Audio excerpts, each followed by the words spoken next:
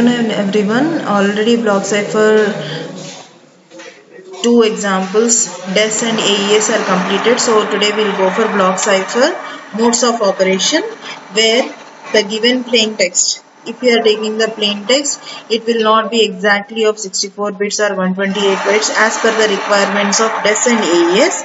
So we need to go for different block cipher modes of operations, like where we are going to have number of blocks, and then we need to perform this blockwise ciphering, and for that we'll have the number of operation modes. First one is ECB, that is electronic code book. Second one is cipher block chaining. Third one is cipher feedback, output feedback, and counter mode. Okay, so electronic code book in this mode. So electronic code book, the name itself, it is saying what each block is generating one code. Okay, that means each block will be converted using the same key. Okay, so you can see here in this mode the plain text is handled one block at a time, right? So you are going to divide the plain text into number of blocks. Each block will be converted one block at a time. So plain text will be encrypted with the same key. So now you can see here, so how we are performing. So plain text, you can see here the diagram.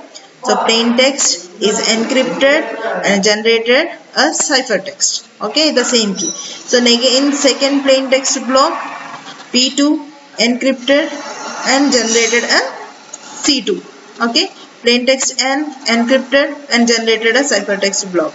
Like for each encryption, you are applying what? The same key. So given the plain text, ciphertext block. Given the plain text second block, ciphertext block. Third plain text block, ciphertext block. So like this, we'll be having number of codes are generated. So that's why it is said to be what? Electronic code book. Okay, and for the decryption. So for the decryption, what we are doing? The second, that is ciphertext, again apply the decryption algorithm, generate the plain text. Okay, second block, decrypt with the key plain text. So like this, each plain text is separately encrypted to generate the plain text, ciphertext, and each ciphertext block is separately decrypted to generate the plain text block. Okay, so here the advantage of ECB is it is ideal for short amount of data. Okay, short amount of data, such as transmitting a key securely. Like if you are transmitting a key securely, so for one block of one short message means it is will be of less than 64 bits or around, so that will be easy to handle. But if you are going for longer data, why it is not secure? So that means why it is not secure? So this is because of if a message is lengthy. Okay, then what happens? There may be chance of what? Repetition of the text. If the repetition of the text is there, the same plain text will be generated, the ciphertext will be generated. So if the same ciphertext is generated from the same plain text, that means what? Easy to decrypt, easy to identify what may be the key. So that will be known as dictionary attack. Okay, so that we can have in this electronic code book mode. So because of that problem, so this electronic code book is said to be ideal for short amount of data, but not for the lengthy messages. Okay, for the lengthy messages we need to go for other block cipher modes of operation. Okay, so this is about ECB. So what we are doing, the plain text we are dividing into separate blocks. Each block is encrypted separately with the same key and generating the codes. Okay, so these codes are said to be ciphertext codes. Okay, so that's why it is electronic code book. So number of codes will be generated. Okay, ciphertext blocks, and similarly from the ciphertext to the plain text, the number of plain text will be generated. So this is about the ECB mode. Okay, next coming to the second type of mode, cipher block chaining mode.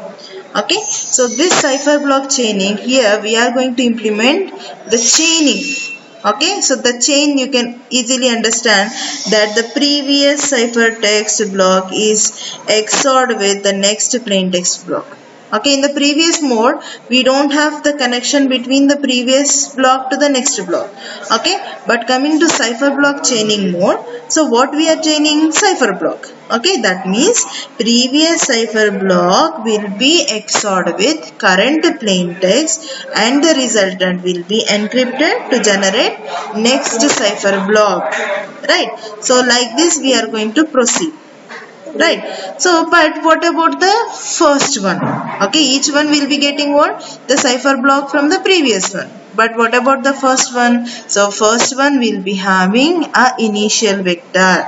Same like that of the key, this initial vector should also be shared by both the parties, sending and receiving.